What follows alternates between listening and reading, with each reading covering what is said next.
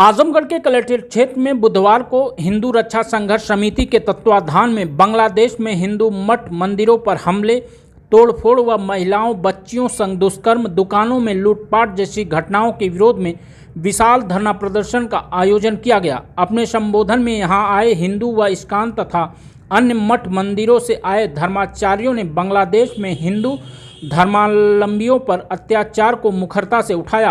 अखिल भारतीय संत समिति के राष्ट्रीय महामंत्री जितेंद्रानंद सरस्वती ने मीडिया से कहा कि इतिहास ने देखा है कि हिंदुओं पर इस देश में कितना अत्याचार हुआ।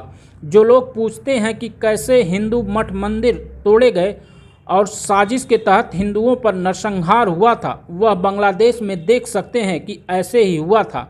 चाहे कश्मीर में हिंदुओं का सफाया हो या अन्य स्थान पर, एक बार फिर वही दोहराया जा रहा है। पूरे विश्व में 129 देशों में बसे हिंदुओं को दिखाना होगा कि आज भारत में कैसे गांव-गांव में हिंदू एकजुट है और सभी जात मत से ऊपर उठकर एकजुटता का परिचय दे रहा है।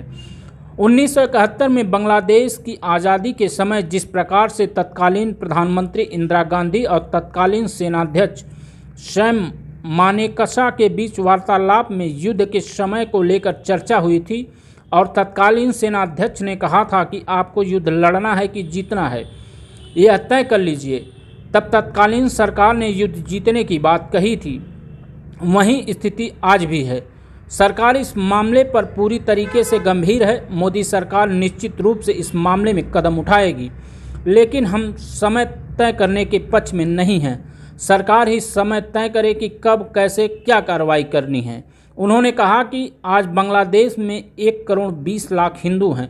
जब इजराइल 55 लाख लोगों के लिए एक अलग देश बन सकता है, तो बांग्लादेश में जहां हिंदुओं की बहुत संख्या है, उसको भी हिंदू राष्ट्र घोषित करना चाहिए। वहीं भारत के मुसलमानों के लिए अलग देश के सवाल को लेकर उन्होंने कहा कि पहले ही जब बंटवारा हो रहा था, तब 23% मुसलमानों के लिए 30% भूमि दे दी गई थी। जिनको अलग राष्ट्र में रहने की इच्छा है वह पाकिस्तान में चले जाएं। धरना प्रदर्शन के बाद राष्ट्रपति के नाम ज्ञापित जिला प्रशासन को सौंपा गया।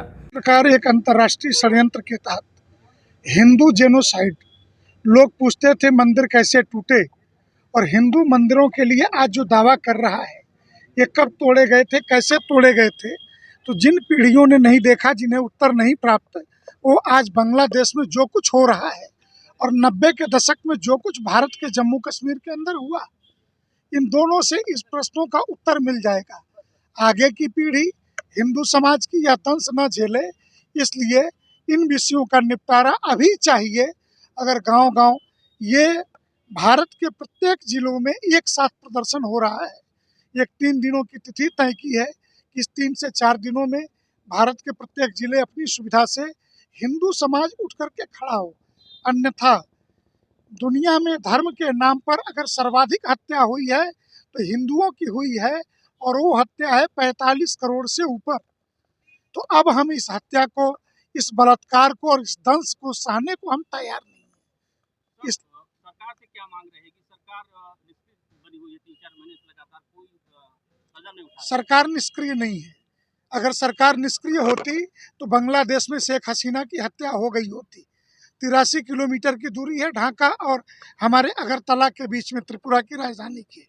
और जिस तरीके से रेस्क्यू करके शेख हसीना को बचाया वहाँ से, उनके प्रधानमंत्री को, सरकार निष्क्रिय नहीं है। एक-एक चीज़ों पर घटनाक्रम पे नज़र रखे हुई है, लेकिन कठोर कदम उठाने के वक्त होते हैं। मैं पूछूं कि जब बांग्लादेश के अंदर जो पूर्वी पाकिस्तान था 1971 में, और जो कुछ हुआ उसके 6 महीने बाद सैन्य कार्रवाई हुई, उसका एकमेव कारण यह था कि जब श्रीमती इंदिरा गांधी जी ने कहा कि आप आक्रमण करिए, तो जनरल मानेकशॉ जो उस समय सेनाध्यक्ष थे, उन्होंने एक सवाल पूछा कि मैडम, आप युद्ध जीतना चाहती हैं या लड़ना चाहती हैं? तो हमें युद्ध जीतना है, इसलिए सरकार के टाइमिंग पे हमें सवाल नहीं करना। हम सरकार के साथ कैसे कदम ताल करके इस देश का जनमत खड़ा है कि नरेंद्र मोदी जो भी निर्णय लेंगे उस निर्णय के पीछे हम खड़े हैं। इसलिए समय का चयन उनको करने दीजिए, लेकिन देश एकजुट होकर के बांग्लादेश ही नहीं, दुनिया के 129 देशों के हिंदुओं के साथ कैसे खड़ा होगा, ये हिंदुस्तान के हिंदुओं को दिखाना है। आज हिंदू जनमानस से क्या आह्वान करेंगे? आज आह्वान यह है कि ये जो कुछ हो रहा है इतिहास में भी घटित हुआ था, अगली पीढ़ी के सामने इतिहास न दोहराया जाए, इसलिए जाति पंथ और संप्रदायों के भेद को तोड़ करके हिंदू समाज सड़कों पर उतरे और प्रतिरोध करे। सरकार से मांग कोई? सरकार से सीधी सी मांग है कि सरकार जो है बांग्लादेश में हस्तक्षेप करे, लेकिन हस्तक्षेप की टाइमिंग हम तय करने के पक्ष में नहीं है। सैन्य कार्रवाई भी करें? सैन्य कार्यवाही तो हस्तक्षेप का अर्थ क्या होता है? हस्तक्षेप कहते किसे हैं? सैन्य कार्यवाही शांति सेना की तरह से सेना उतरे वहाँ, बिना सेना के उतारे कोई विकल्प नहीं है। और 1 करोड़ 20 लाख हिंदू हैं, 8% हिंदू आबादी है बांग्लादेश में।